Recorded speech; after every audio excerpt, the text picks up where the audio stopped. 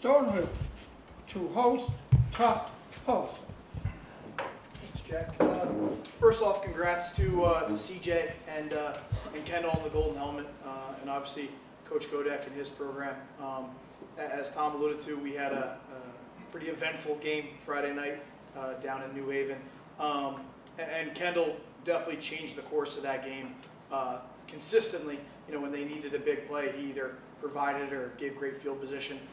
It was very back and forth in the fourth quarter. And after scoring ourselves, you know, he brings one back for a touchdown after answering, going down and score for a 2-minute drill. You know, he returns the ball in the plus territory and kind of gives them the short field. So he was a game changer and very deserving of the Golden Helmet this week. You know, right now as a football program, you know, we've lost 2 games now, you know, by 4 points apiece. And I can't speak enough to the resiliency of our guys, you know, not hanging their heads and staying focused on the process more so than the result, because obviously it hasn't been, you know, what we wanted it to be through the first 2 games. But you know, they keep coming to work, they keep bringing their lunch pail every day, and they continue to get after it as if they're a 2-0 team. And that's kind of what we've been harping on them, is to focus on that process, and the results will be there.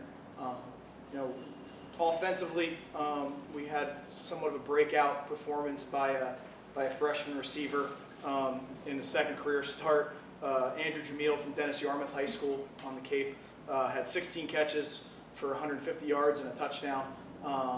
You know, he's a special player. He's one of those guys that, regardless of how tired he is of what the tempo is in practice, he's going 100 miles an hour.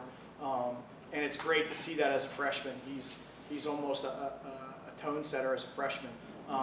And he was, you know, he definitely came out and showed us just as much as everybody else what he's capable of doing Friday night. So, you know, we're definitely encouraged by that. He was rewarded with Conference Freshman of the Week or Rookie of the Week for his performance. So we're excited to see what he can do moving forward in his career. Defensively, you know, we were obviously a really close game in the first half, as Coach Godek alluded to. And we were really led by senior linebacker captain Ryan Doherty from Central Catholic High School. He had another 11 tackles. He's got 22 on the season. You know, he continues to kind of be the vocal leader of our defense. And then late in the fourth quarter, when we needed a big play, you know, Donovan Fenor, who's a junior cornerback for us from Portsmouth High School in New Hampshire, had a big interception that, you know, gave our offense the ball in plus territory, and we were able to punch a touchdown in. And that's the thing, you know, we're just trying to make sure we had to make the big plays to win the game. You know, find ways to win and not find ways to lose. So, you know, we're looking for a more consistent, you know, approach and performance from our guys here. This Saturday night we host a very good LIU Post team at 6 o'clock at home. You know, their quarterback is in his second year as a starter. He was Conference Offensive Player of the Week this past week. And they have a lot of returning players off a very good football team. You know, last year was a crazy ending. We scored, you know, 24, 27 points in the fourth quarter and one on a Hail Mary down at their place. So I'm sure the electricity will be there again.